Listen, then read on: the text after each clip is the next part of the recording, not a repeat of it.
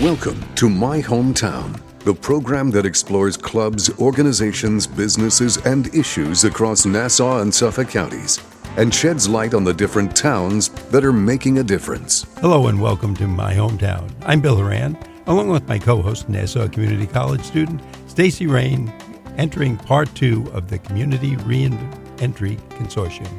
That's right, Bill. Today is the second episode in a 2-part series. We're getting serious, and we're talking about issues of poverty, criminal justice, mass incarceration, and post-prison reentry into society. Because Hempstead, Uniondale, Roosevelt, and Freeport are just some of the local examples of communities impacted by all of the above. And we're talking to some really fabulous people, so much so that we had to make this 2 parts, some of which have spent time behind bars, and they've re-entered into society with the goal of helping others in the same situation. And I want to say, if you did not listen to part 1, please make sure you go listen to that episode and then stay here with us on this one. And we're going to start off part 2 by having a brief review of what took place in part 1. So Marcellus, tell us a little bit about your background quickly. My background is I was born in Miami, Florida, adopted by beautiful parents, had opportunities, moved around, flirted with gangs as I got older, and wound up catching a 7 to 21 year sentence for jewelry store robbery, which I regret, and still made some fumbles and mistakes, but eventually changed my life, and now I'm into reentry, trying to help others, trying to reach the youth, and that's my story. Demar? Wow, that was a nice elevator speech. And that was perfect, because that's exactly what we want. We want to reintroduce the audience, but there's so much more. We're learning so much about this today. So, Demar, give us a quick review of your past. All right. My name is Demar Tyson, publisher for Urban Life News Magazine, hip-hop, street culture, criminal justice-based publication. But before I became a publisher, I was born and raised in Freeport. Had a wonderful childhood. Later on, I got in some issues with some street culture. I wound up doing a 1 to 3, a 6-month parole violation, 11 years straight, 3.5 years in the feds. And when I came home, I had finally had enough, and I began to devote my time and energy into helping others not make the mistakes that I made in my past. Excellent. And Antonia Codling, tell us a little bit who you are and your role in this project. Yes, I am a criminal defense attorney, and I met Marcellus and Demar while working in the community along with care violence sites in New York City. Now, what I would ask, and any one of you can answer this, there's 4 prongs to the CRC. And can you tell us about those 4 prongs? I think we started that at the end of the last segment. The first prong is housing, because going through the system and realizing the first thing you need is stable housing when you come home. Now, what happens sometimes when you do multiple bids, or even when you do a single bid, you can lose family, you can lose your residence, you can lose your wife, your girlfriend, or whatever the case it is, and you may not have anywhere to go. So in Nassau, they don't have too many houses just available for reentry people. So you get mixed in the system. They'll send you to DSS, and you'll wind up at any house. So you may wind up at a house where it's almost just like prison, where you got to watch your stuff, you got to hide your food, you're sleeping in a room with 3 men. They may not have the best hygienes, and it's a mix. So it's a mix of an individual coming home, somebody that's chronic homeless, and also somebody that's out on drugs. And that's really not a good mix for a person coming home, because he needs a fresh start. A new environment. So, a new environment, but at least somewhere decent so you can get some rest, get a decent meal, not have to worry about your stuff when you leave out, and not get in conflict inside the house. So that's why we realized, myself, Tyson, realized the importance of housing. The next one is education. What stops recidivism? The number one thing that stops recidivism is education, whether it's on a personal level or it's a degree in a college. That's what saves me. I went to school. First, I was just playing with it just to go to impress the parole board. And then I started getting into it, seeing I can do it, and I got a BA degree from St. John's University. So that changed the trajectory. That changed the level of job I can get. It changed the income of that job, and gave me a better insight. The next one, which is also important, which me and Antonia met, is healing. We discussed the trauma that you go through. Regardless, you have to change to survive. So in that survival, you'll go to a period where at a certain point, you get the power. So now you run the block, and you're doing the same vicious things that were done to you. You may have a little bit more compassion because you've been through it, but you become that monster. So you need that healing process. That's what's very important, that we have those healing circles or a place to go where you can vent or let out your frustrations. And advocacy, it's many advocacy groups around. So a lot of these things, we don't have to invent the wheel with the CRC. We just need to bring people together on that specific channel: housing, education. Education is right here in Nassau. Education is Hofstra University. Why, when people come home to Nassau County or Long Island and they got a little bit of college, they have to go to the city to continue their degree. So those are the things that we want to address. And just for our audience, I want to mention CRC, of course, stands for Community Re-Entry Consortium. Yes. And this is for people who have been in prison. They're coming back and they're re-entering. Yes. So this is helping them out, as you said, with advocacy, housing, et cetera, et cetera. Right, and we help the school out by giving some of the students insight, but also giving them lived experience. When they have papers they need to write or something to discuss, what's better if you're taking a criminology class? I was going to say that. My to God, speak you guys- to some former criminals. Antonia is laughing about this now. Why, Yeah, she's why are you laughing so hard? Well, I would not call Demar and Marcellus former criminals. In my opinion, they've earned the right to be called returning citizens, and each of us is more than the worst thing that we have ever done. And I see in both of them the way that they give back, their commitment, their integrity. They're in my opinion, they're not their former selves, and they are citizens in their own right.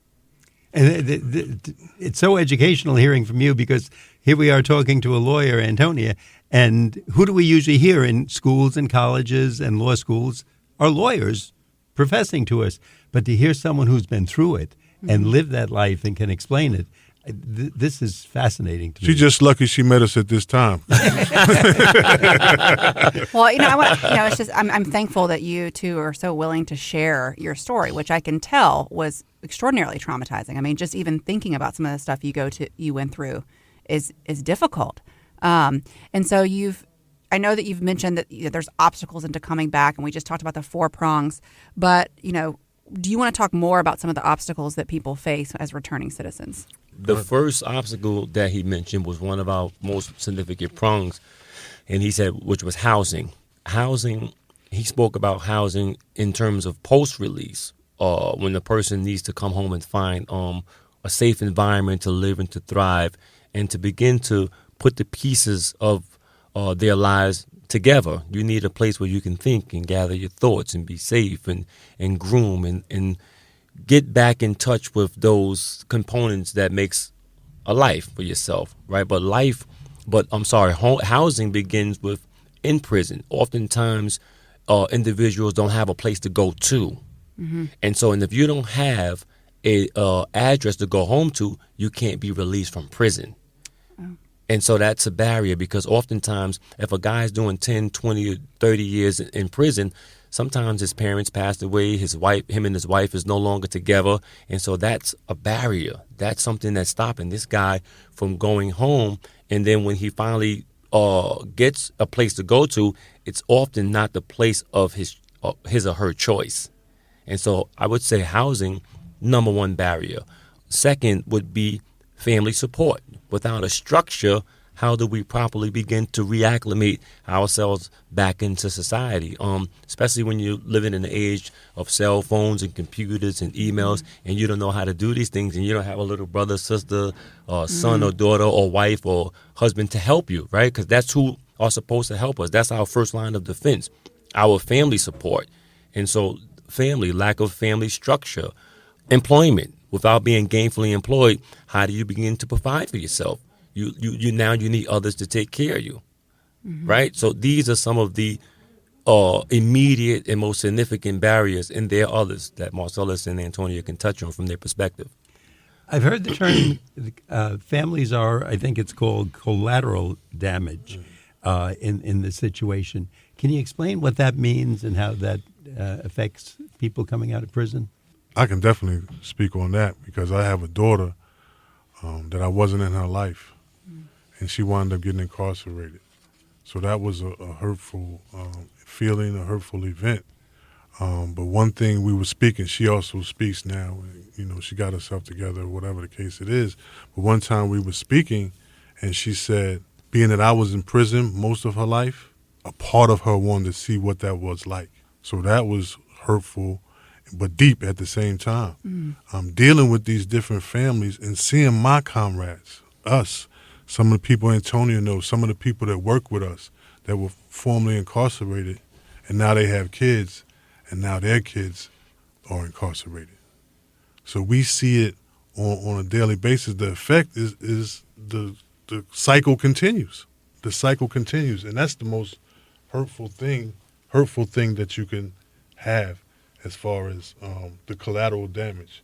To be living through the collateral damage right now is amazing. I want to take it out. I know I can't show the audience, but I have a picture right here of my son and another young man. The other young man just came home. And my son just landed in a facility that he came home from. And I'm talking about last week. Wow. They're friends. They're friends. They're comrades. They know each other. But me and him do the same work that me and Tyson do. We have another young lady that's a part of our team, has her own organization, beautiful young lady. Her son is upstate now with a gun charge in a box. Just got jumped, stabbed. So collateral damage. She was locked up. She was missing out of his life. The father wasn't around, and now she was formerly incarcerated. So that's another reason why we do this work, to try to break that cycle. Fortunately, Tyson has young sons, but go ahead. Antonia wants to say something. I see her. Oh, I thought you was pointing to the guy. You could finish my point. I just wanted to add that one of our friends, A.T. Mitchell, he's the founder of an organization in Brooklyn called Man Up. He has said that when an individual goes to prison, the family goes with him. And so that I am someone who has had a son who served 10 years in prison. Those 10 years where I was separated from my son, I suffered vicarious trauma, not being able to see him every day and spend time with him the way we would was traumatic. Families are not meant to be separated from each other for that length of time. So I think the damage, collateral damage, is felt by the family to a large degree. It's similar, or it mirrors the trauma that someone goes through when they're taken away from their community or family.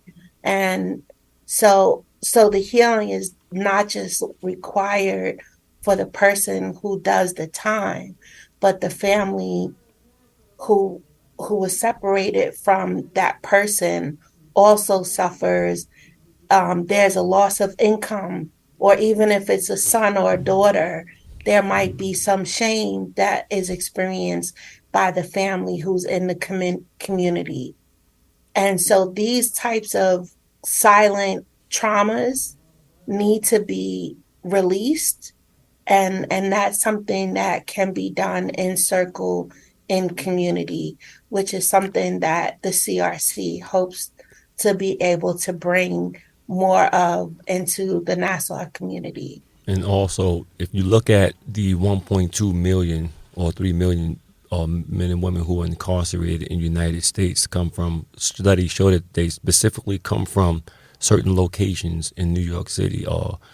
Black and Latino make up 85% of that 1.3 million. And so just think about 1 million homes without dads, not in just Freeport, Roosevelt, Hempstead, but throughout the United States. And so it creates a national deficit in terms of providing for the family, young men looking to the community for male figures joining gangs at an alarming rate, young ladies without the shelter and the protection and the guidance of their dad, the mothers being left alone. It increases alcoholism, substance abuse, peer pressure, etc. So the deficit is continuous. You are listening to My Hometown on the voice of Nassau Community College, 90.3 WHPC. My name is Stacy Raine, here with Bill Horan, and today we're learning about the Community Re-Entry Consortium. Our guests are Marcellus Morris and Demar Tyson, who both spent time in prison and are now back in the community and trying to improve not only their lives, but the lives of other people who've had similar life journeys. And Antonia Codling, a criminal defense attorney who for the past 25 years has been fighting for justice and never giving up. Antonia, I think you wanted to say something. Women are being incarcerated more and more at an alarming rate. And so when you take the woman out of the household, that magnifies the problem that we were just discussing. What advice do you, and I'll leave open this to anybody who wants to answer it, what advice do you give them about finding an employment or educational path to go? Are there certain jobs they should look for? Are there certain training they can get? Or is that what you provide them? We'll send them to a resource that has that type of thing. But the first thing they have to get is their mindset together. Are they ready to work? Do you have a resume? And we can guide them in that direction. It's many opportunities and many companies that give formerly incarcerated people opportunities to work. But they have to know what to do when they get on the job site. Know in your first 6 months you may not be able to be late or call in or whatever the case it is. Know how to interact with other people on the job site or wherever you're working at. I was fortunate to have a friend, Kevin Robinson, who was a job developer when I came home, and he sent me to a carpet place while I was going to school. So he didn't tell me 7 people had quit, but I needed that job and I was to finish school, you know what I'm saying? But it gave me something to do during the day. It was hard work, you know what I'm saying? But it was better than jail, and that's when I was prepared for the change. So the main thing, as he always illustrates, is the mindset. Are you ready for the change? The temptations are always going to be there. Temptation is still here to this day. If I wanted to do something to make some more money or whatever the case it is. I want to ask Demar, because we talked about the code of the prison. Now you're coming out and it's a new code. You're following the same code that anybody else would, going to school, going to work, earning money, putting it in the bank, taking out, etc. And learning the code. And learning the code. As Marcellus was saying. How much of a problem is that to you? Someone's been in prison 3 years, so they've learned something one way for 3 years. And it's, I guess, like football players saying, now we've got a new coach, we've got to learn the system all over. A new game, huh? A new game. How do they learn that? Well, unfortunately and fortunately, right at the same time, this transformation is up to the individual. It's he or she's responsibility to change the code on their own. And hopefully they spent their time in prison because the paradigm shift, it has to take place before you come home. Because when you get home and try to create a paradigm shift, it's almost too late, right? Then you're going to experience everything in the rough fashion and form because, like Marcellus said, you're not prepared. You didn't cultivate your mind to be prepared for change. So it's based on how you spent your time. You got to spend your time, reading, educating yourself, and accepting responsibility for what you did or didn't do, but for your position in life. Because when we accept responsibility, not necessarily for the crime, because there are some people in prison who didn't do that crime, but when you accept that things are what they are, that gives you a power to begin to transform. When you accept that this is my situation, I'm getting ready to come home, what am I going to do? And by asking that question, right, and I don't want to get spiritual, but the answers begin to come to you, and you begin to align yourselves up with those other individuals who are preparing and those programs that they have in prison who could prepare you, who are supposed to prepare you to come home and extract out of that what you can to help aid and assist you on making a successful transition, right? And then also you have to be willing to restructure your whole life. It's not about what job you can get. It's about taking any job, because we know from being out here that it's easier to elevate your game once you're in the game. A lot of guys come out of prison. You know, you got a guy that's used to making $20,000 a week. Now he got to work at Walmart. It's a difficult transition. But without a game plan or somebody who has the money for him or a business for him to come home to, he, like everybody else, got to start from square one and then begin to elevate and work. But before that, like Marcellus said, there's many programs out here that offer training and preparation in terms of rebuilding your resume, getting you the training that you need, and getting you some entry-level jobs so that you can begin. But to answer your question again, the transformation starts in the mind. You had asked a question in the last segment about what makes the CRC unique, and I want to kind of tie it into the question you just asked.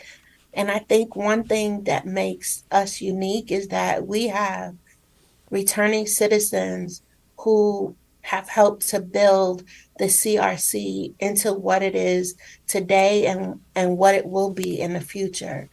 And that is not, I think, the same when you look at other reentry organizations. And so, you know, there's an expression that says those who are closer to the problem are closer to the solution. And I think that is a philosophy that we live by.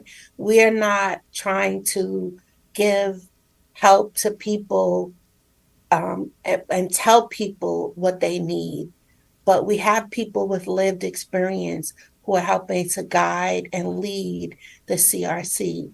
And I think that's unique. And it's also what will help us be successful. It makes so much sense because you need examples, positive examples of, you know, what can be next for you. You know, I think that is very unique. And I think it's a really fantastic way to run this organization. What advice do you give when people are coming to, like, at what point do you meet returning citizens? Do you meet them when they're already out or when they're about to come out? Like, how do you connect with them? We meet them in different ways. Okay.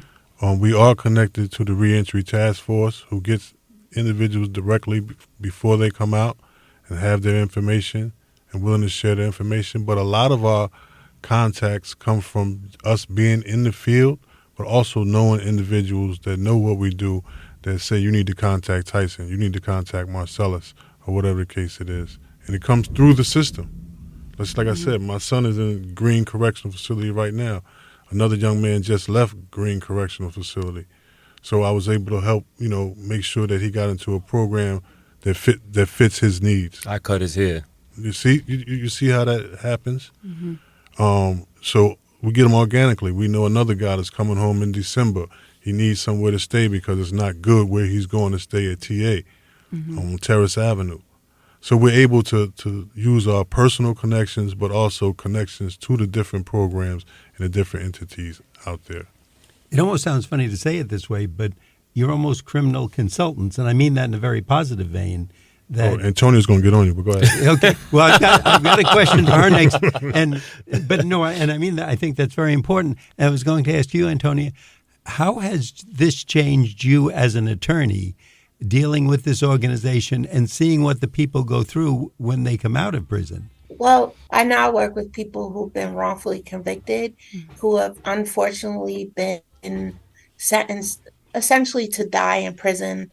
I have clients who've been sentenced to 75 years, 66 years, and they've been in since they were 16 or 19. And, you know, unless their sentence is changed, they probably will not survive because the life expectancy of someone in prison is less than someone who lives in society. So I think that changes me, but also being closer to Tyson and Marcellus, they give me hope. Being here, seeing their transformation, witnessing their integrity, it allows me to lift up my clients who are still trying to get out of prison. And I think that is a blessing that they give that they probably don't recognize. She's given us this positive energy and support, and it's really her. And this is why Marcellus calls her the glue, because she's like our big sister in a sense. She keeps us focused and she keeps us circumspect. And not that we need it because we're circumspect on our own, but everybody needs someone to support you, to guide you. It's more of a spiritual energy that keeps it cold. And she does it not only for Marcellus and I, but for the whole CRC.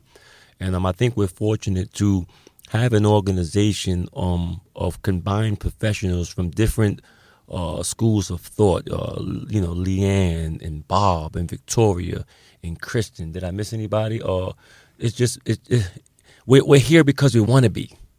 We're not here because it's a get-rich-quick scheme or some ways for us to become financially independent. We're such a powerful organization because after having a year's worth of Zooms and trying to figure out what could we do to help these returning citizens get connected to more viable resources, we created this organization organically out of love and passion. Before we wrap up, if someone is out there listening and say, this is exactly what my wife, my sister, my brother, my husband needs, how do they get in touch? Again, everybody's on Instagram, right? Follow us on Instagram. Follow us right now. We're on Instagram as the Community Re-Entry Consortium. The Community Re-Entry Consortium. Follow the movement. Inbox us. Like some pictures. We only got one post. Like that one post. Make a comment. Tell us that you heard us on the radio. We'll follow you right back. Give us within 24 hours. And also you can email us at Antonia Codling. And you can email Leanne Gurdridge at Hofstra University. Yes, Victoria?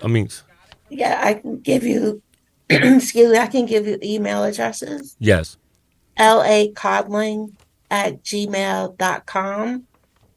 LACODLING@gmail, and Liana LIENA .Gurvich GUREVICH @hofstra.edu. I want to take a minute and just say thank you so much for being here and for having such an open conversation. I truly believe that really good conversations and understanding, which you've helped us have today, can really change the world. So thank you for that. We want to thank you, and also he mentioned Victoria Roberts, who's a member and a founder of the CRC and a dynamic individual in her own right, who introduced me to FICPFM and also Focus of Health. Thank you. And she's an adjunct professor, formerly incarcerated at Hofstra University. Well, you've definitely helped all of us and definitely educated us here today. So we want to thank you, and we want to let our audience know we've been speaking with Marcellus Morris and Demar Tyson, both of who spent time in the prison system, and they're now back in the community and trying to improve not only their lives, but the lives of other people, along with Antonia Codling, a criminal defense attorney who for the past 25 years has been fighting for justice and never giving up. Folks, thanks for being with us today. Thank you, Bill and Stacy. Thank you so much. Thank you. I'm Bill Horan. I'm here with Nassau Community College student Stacy Raine, and we thank you for listening to this week's episode of My Hometown. We'd like to get your feedback on My Hometown. Send your comments to WHPC@ncc.edu. Nassau Community College, where success starts and continues. Till next time, this is Bill St. James. And remember, there's no town like your hometown.